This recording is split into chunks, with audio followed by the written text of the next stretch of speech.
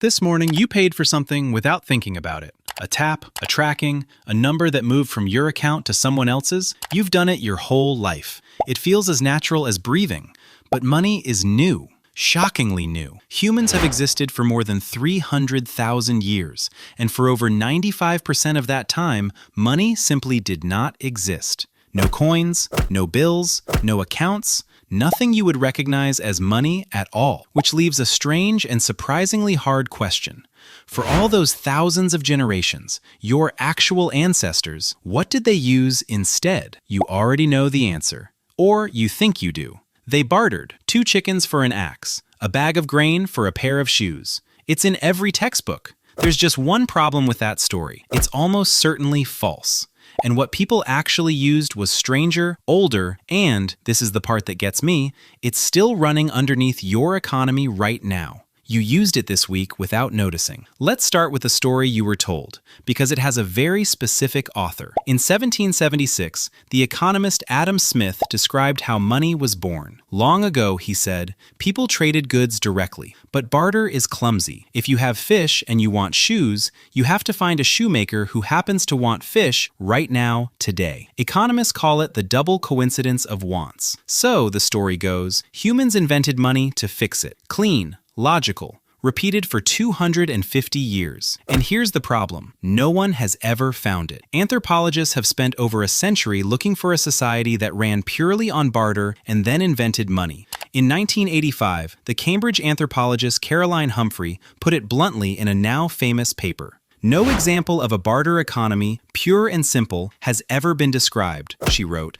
let alone the emergence from it of money. It just isn't there. Not in the historical record, not in the ethnographic one. People did barter sometimes, with strangers or enemies, people they'd never see again. But a whole community running daily life on chicken for axe? It never happened. Which means the textbook origin of money is essentially a guess that Adam Smith made at a desk and everyone kept copying. So if it wasn't barter, what was it? The answer anthropologists landed on is the opposite of what you'd expect. Before money, people didn't trade, they remembered. In a small village, you don't swap 2 chickens for an axe on the spot. You just give your neighbor the chickens. And now he owes you. Not in writing, in memory, in reputation, in the quiet ledger everyone keeps in their head. Weeks later, he helps you fix your roof. And the debt settles. Multiply that across a whole community, and you get the real pre-money economy. A vast, invisible web of who owes whom. The first currency wasn't a thing. It was trust, tracked as debt. And the moment people started writing it down, we can actually see it. The very first writing, some of the oldest human writing ever found, isn't poetry or prayer, it's accounting. In ancient Mesopotamia, more than 5,000 years ago, temple scribes pressed records into clay tablets. This farmer owes this much barley. This household owes this much silver. Tablets that still exist today in museums, right now. Their unit of value, the shekel, wasn't even a coin. It was a weight, about 180 grains of barley, roughly 8 grams. And debt was so central that one of humanity's first written law codes, the Code of Hammurabi, from around 1754 BC, is full of it. It fixed interest rates, about 20% a year. It let you repay a debt in barley or in silver. It even capped how long you could be enslaved for debt, at 3 years. This is 4,000 years before the credit card, and people were already living on credit. So money began as a memory of debt, written down. But that raises the next question. Sometimes you do need to pay a stranger, on the spot, someone whose roof you'll never fix.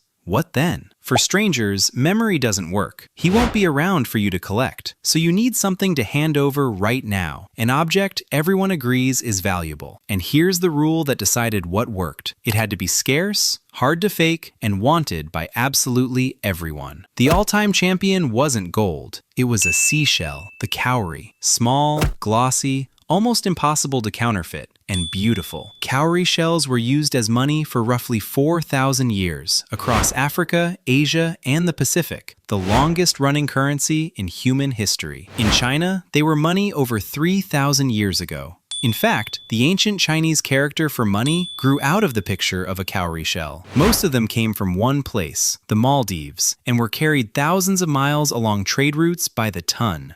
And it wasn't only shells. People used whatever their world valued most. Cattle were so commonly wealth that our own language still carries the fossil. The word pecuniary, meaning anything to do with money, comes from the Latin pecus, meaning cattle. The word capital comes from caput, the head, as in head of cattle. Salt, grain, and beads did the same job in other places.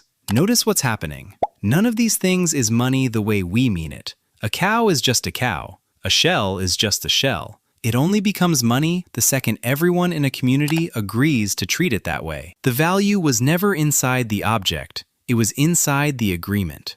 So we've got debt for neighbors and valuable objects for strangers. There's just one last leap to the world you live in, the coin. And the reason it was invented is not what you'd think. Around 2,600 years ago, in the kingdom of Lydia, in what's now Turkey, under a king named Alyattes, people did something new. They took lumps of electrum, a natural gold and silver alloy from the local river, and stamped each one with the royal lion. Think about why that stamp mattered. Before it, if a stranger handed you a lump of metal, you had to weigh it, test it, and trust him. After it, you just had to trust the stamp. The coin didn't make money more valuable, it made trust portable. It let two people who would never meet again, who had no shared memory and no reason to believe each other, still make a deal, because they both believed in the mark. That's the whole invention. A coin is a promise you can hand to a stranger. So, what did people use before money existed? Not barter. That was the myth. The real answer is that they used each other. They used memory, relationships, reputation, and debt, a running tab of obligation that held entire communities together. Where memory couldn't reach, they used objects everyone happened to agree on. Money didn't replace barter because barter was never really the system. Money replaced remembering. It took "I owe you," which used to live in people's heads and in their bonds, and it turned that promise into something you could fold into your pocket and hand to a stranger. And here's the part that should give you a small chill.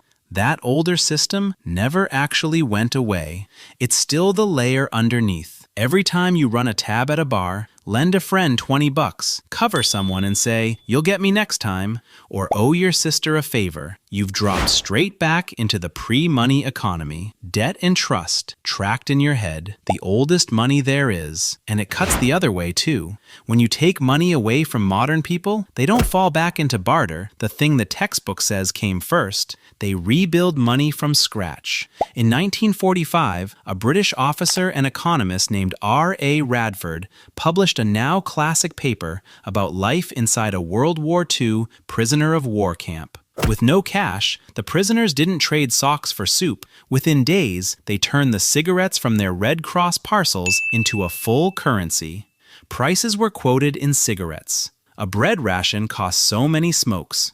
There were even price swings. When a fresh parcel of cigarettes arrived, prices shot up, real inflation, because the money supply had grown. Nobody planned it. People just rebuilt money because money is what humans reach for. Not barter. Never really barter. So the next time you tap a card without thinking, remember what it really is. Not a thing with value baked inside it, just the latest, smoothest version of a promise. The same promise your ancestors carried in their memories around a fire 30,000 years before the first coin. We didn't invent money to replace trust. We invented it because we ran out of people we knew. Before money, the currency was each other.